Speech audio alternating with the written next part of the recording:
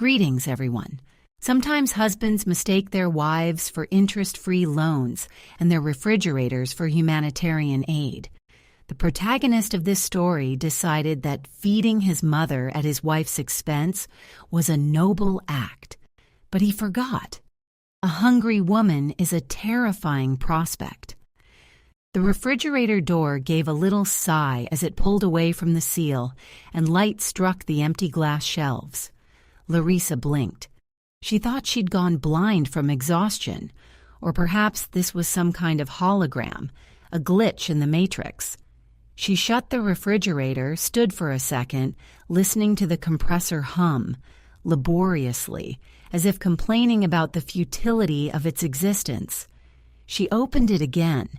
The emptiness was sterile.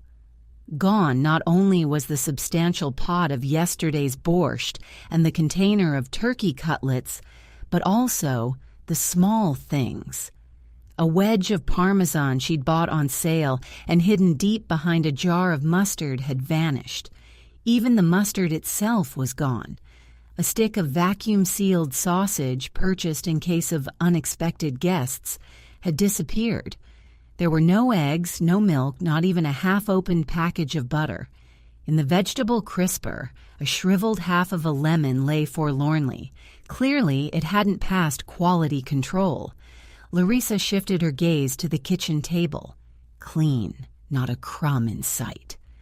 The dishwasher quietly purred, finishing the job of washing away the evidence. From the living room came the sounds of gunfire and the synthetic screams of dying aliens. "Vadim!" Larissa's voice didn't tremble, but it sounded hollow, as if from a well. The game sounds didn't cease. She walked into the room.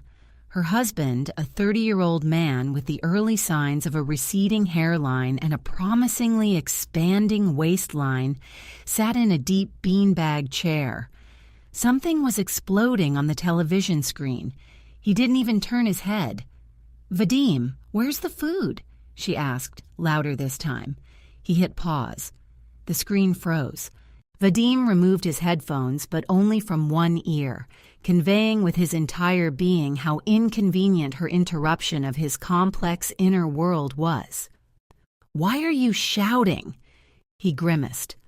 "Mom called. Her blood pressure spiked. She said she can't get to the store. Her legs are swollen, so I packed up what we had." What we had? Larissa felt a cold fury begin to boil within her. "You took everything." "It's empty, Vadim. I have nothing to eat for breakfast, let alone dinner." "Oh, come on," he waved his hand, pulling his headphone back over his ear. "Don't be so dramatic. You have your card. Order a pizza or eat those snacks of yours. Mom needs it more. She's a pensioner. You, a young filly, can run to the store." Young filly.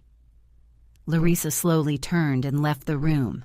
She wanted to go back and shove that headphone onto his head along with the television, but she simply went to the bedroom and sat on the bed, still dressed. Her stomach rumbled. After a 12-hour shift at the dental clinic, where she'd managed patient hysterics, juggled doctor schedules, and smiled until her jaw ached, all she wanted was a bowl of borscht and to go to bed. Now, Zenaida Pavlovna was eating the borscht. Larissa took out her phone and opened her banking app. Last transaction, Lenta Supermarket, 3 hours ago. Amount 5,800 rubles. Wait, if he'd cleared out the refrigerator, why was he at Lenta? She opened the transaction details. King prawns, red caviar, on sale, signature Napoleon cake, whiskey, half a liter. The puzzle pieces clicked into place with an unpleasant snap.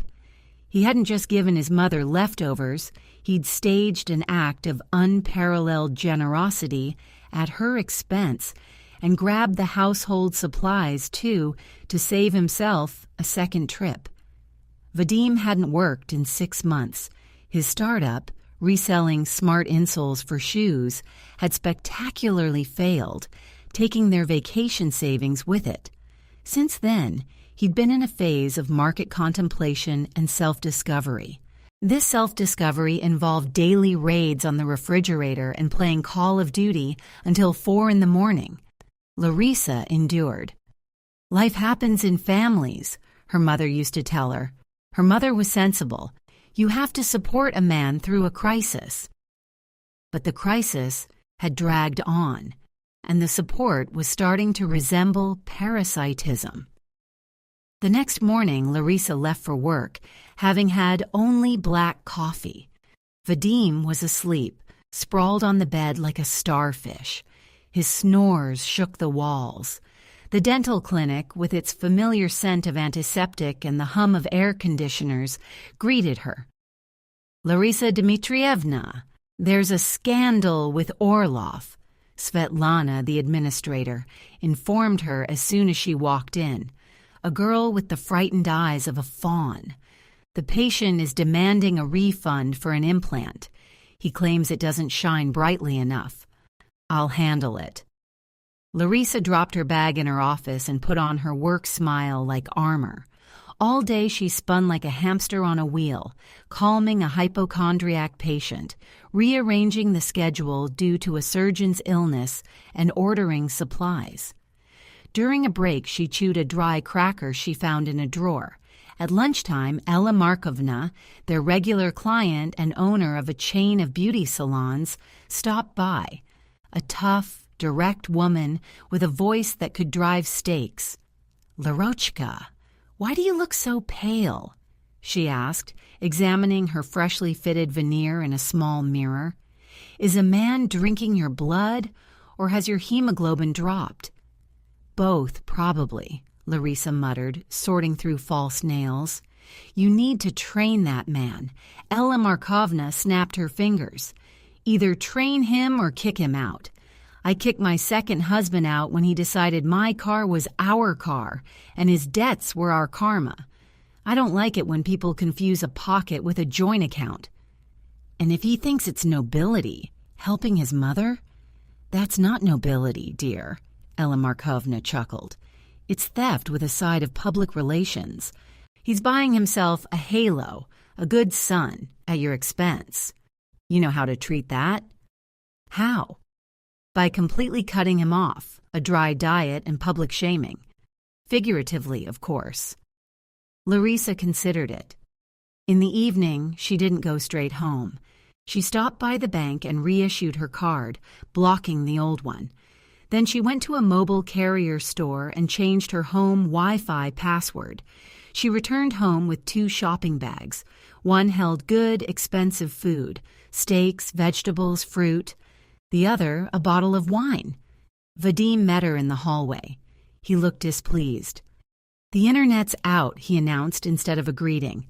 "I called the provider. It's an automated message. Did you pay?" "I paid," Larissa said calmly, walking into the kitchen. "Apparently, there's a glitch." She began unpacking the groceries. Vadim leaned against the doorframe, watching the steaks with a hungry glint in his eyes. "Oh, meat," he livened up. "Excellent. I'm starving, especially after wrestling with the router. Make them bloody." Larissa silently put the steaks in the 0-degree zone of the refrigerator, took out an apple, washed it, and took a juicy bite. "Vadim," she said, chewing, "did you go for that interview today? You said you submitted your resume to that logistics company." "Nah, that place is dead," he dismissed. "The salary's gray, the office is in an industrial zone.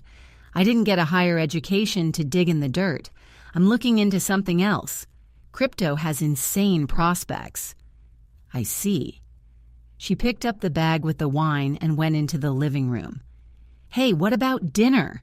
he called after her, slightly annoyed. "You can have dinner at Mom's," she replied without turning around. "You took her so much, she'll surely treat you to borscht." "Not funny, Lar. I'm seriously hungry."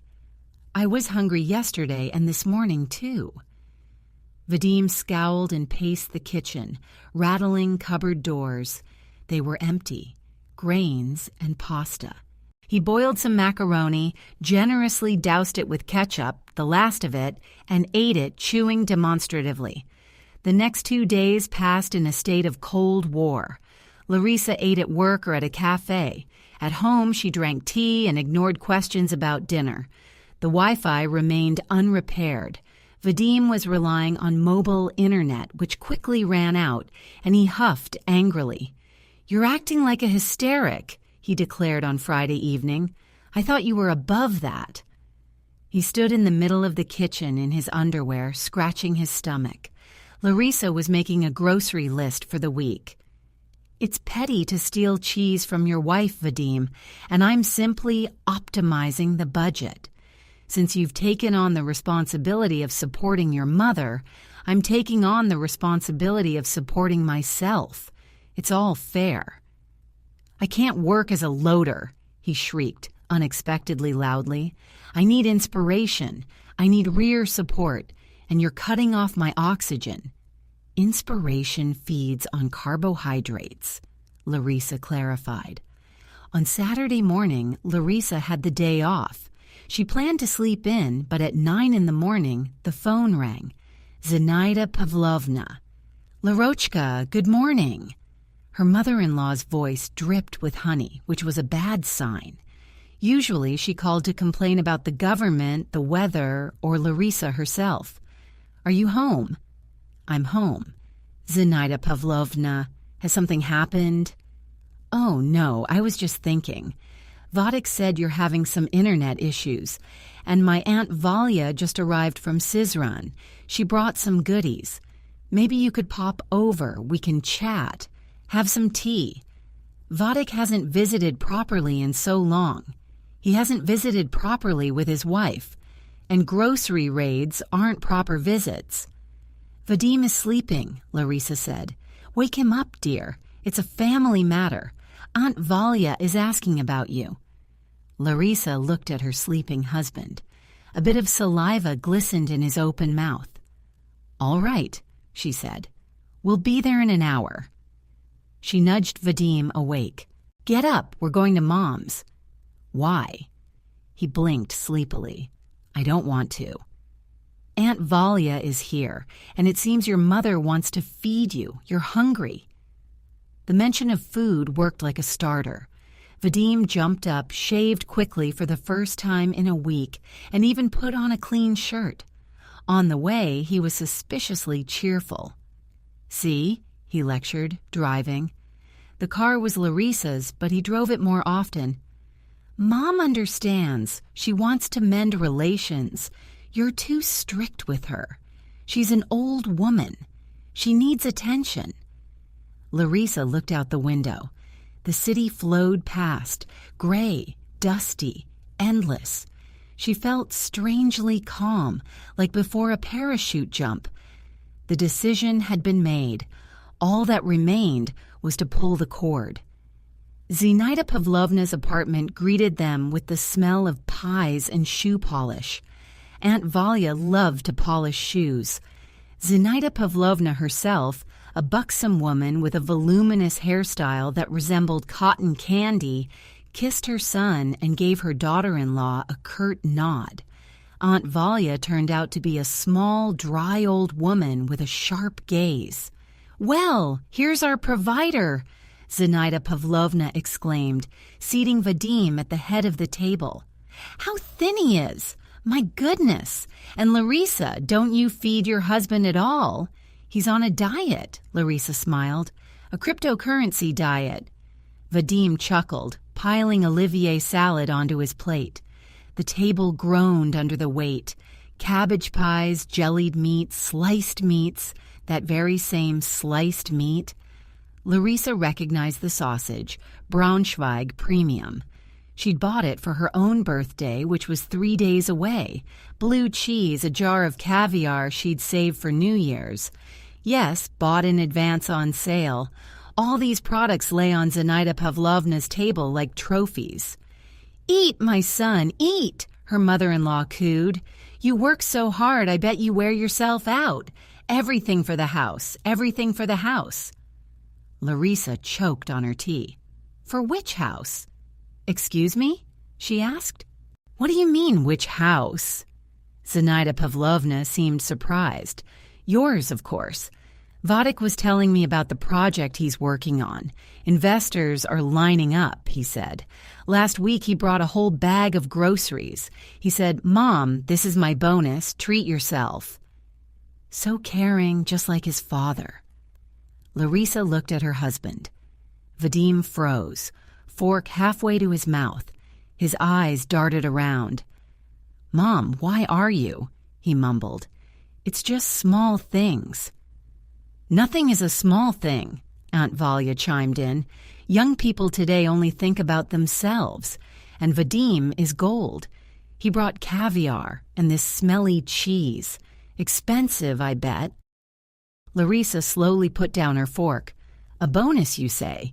she repeated quietly. Vadim kicked her under the table. "Lyra, later," he hissed through his teeth. "No, why later?" Larissa raised her voice. "Let's all rejoice for Vadim. Zenaida Pavlovna, do you know what kind of investors these are?" "Larissa." Vadim jumped up, knocking over a glass of liqueur. A red stain spread across the white tablecloth. "Here, just a moment. I must comment on this. He hasn't worked in 6 months, lives off his wife, secretly brings food to his mother, and then lies about a bonus. He even demands that his wife play along with this charade. Please write honestly. Would you have the patience not to throw this salad on his head right now?" But we continue. "Sit down," Larissa said, calmly. He sat down. "Zenaida Pavlovna," she continued, looking her mother-in-law directly in the eye, "your son hasn't worked for 6 months, and he hasn't brought a single penny into the house. He lives at my expense, eats at my expense. I pay the utilities, I pay for the gas." Silence fell in the room. The ticking of the wall clock could be heard. "What are you making up?" her mother-in-law stammered in confusion. "Vadik said—" "Vadik lied." Larissa cut her off. "The groceries you're eating now. He cleared them out of my refrigerator while I was out. Every last bit. He left me half a lemon." Aunt Valia stopped chewing her pie. "It can't be," Zenaida Pavlovna whispered, pressing a hand to her chest. Vadim was beet red." "She's exaggerating," he shouted. "I'm having temporary difficulties. The startup is sputtering." "She counts every penny like a petty bourgeois. I took food for my mother. What's the big deal? I'll pay you back." "When?" Larissa asked. "When the insoles become smart." "Vadim, you stole my food to impress your mother. You stole money from my card to buy this cognac on the table." She stood up. "Thank you for your hospitality. I think I'll be going." "Larissa, wait." Vadim jumped up after her. "You can't leave like this. We're a family." "We were a family." She picked up her handbag. "And now you, Mom's son, go live with Mom, eat her pies. But keep this in mind, Zenaida Pavlovna.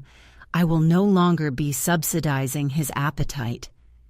She walked into the hallway. Vadim ran out after her, grabbing her arm. "You're bluffing," he hissed. "Where are you going to go? Who needs you at your 32? Larissa looked at him with pity, like one looks at a bad tooth that has finally been extracted. "The keys!" She held out her hand. "What?" "The keys to the apartment and the car. Now, or I'll file a report for car theft and grand larceny." He froze. Then his face contorted with malice. He threw the bunch of keys on the floor. "Choke on it. I'll make millions. You'll crawl back." Larissa picked up the keys, brushed them off, and walked out, slamming the door in his face. A week passed. Larissa enjoyed the silence. The refrigerator was full of food, and its contents didn't mysteriously diminish. The Wi-Fi was blazing. The apartment smelled of cleanliness, not dirty socks. On Friday evening, she sat on the sofa, drinking wine and watching a series. The phone pinged, a message from Zenaida Pavlovna. "Larissa, this isn't Christian. Vadik is unwell, he has depression, he lies around all day. Why did you block his number? He needs money for medication and food. My pension is small, we can't manage. Take your husband back. Be a woman." Larissa smirked. She pictured Vadim, now lying on his mother's sofa, devouring her pension just as he'd devoured Larissa's salary.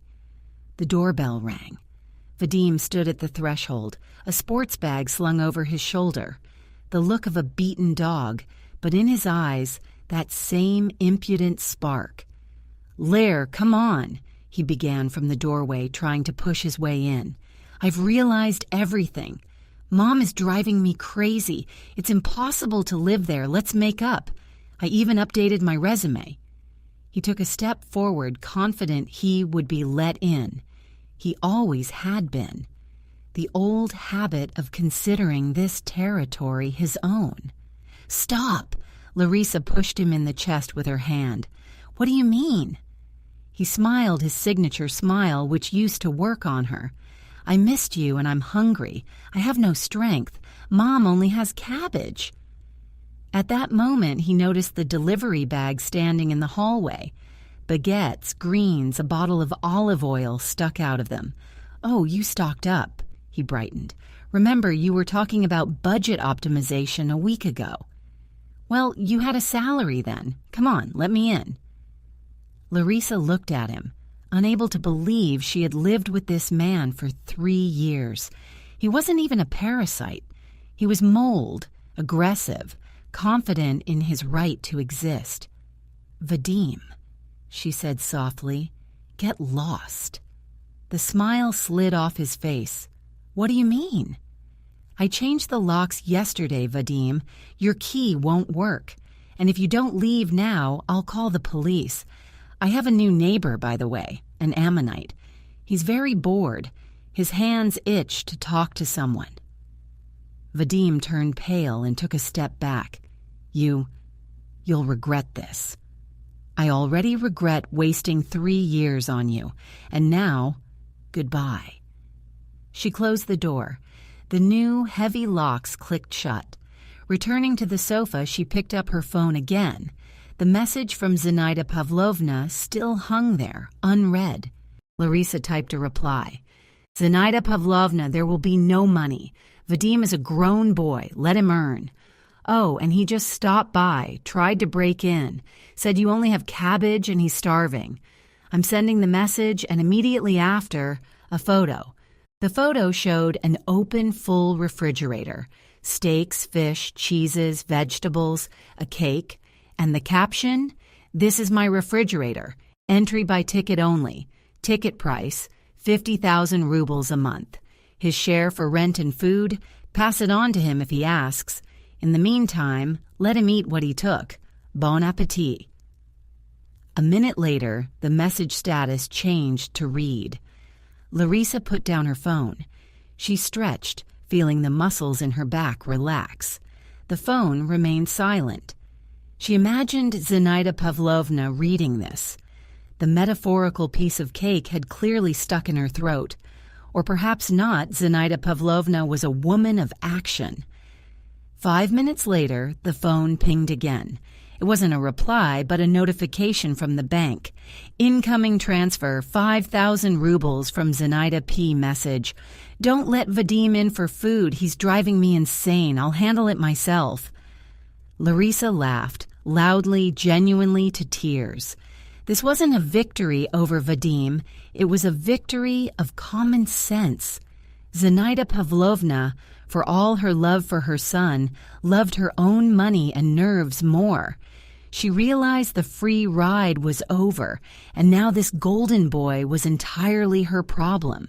And she, like an experienced accountant of her own life, decided to minimize losses, returning the money for the food, just so Larissa wouldn't think they were conspiring against her wallet, an attempt to buy her off and save face. Larissa transferred that 5,000 to a fund for homeless animal aid. Then she went to the kitchen, took out a steak, and tossed it onto a searing hot pan. The meat hissed. filling the apartment with the aroma of cooking, freedom, and peace. Her soul felt light. The refrigerator was full, and her life, it seemed, was just beginning. And the first item on this new life agenda was dinner, just for herself. Well, what can I say? The ending is simply a song, especially the mother-in-law's transfer. As soon as her wallet felt the pinch, her beloved son immediately became unwanted.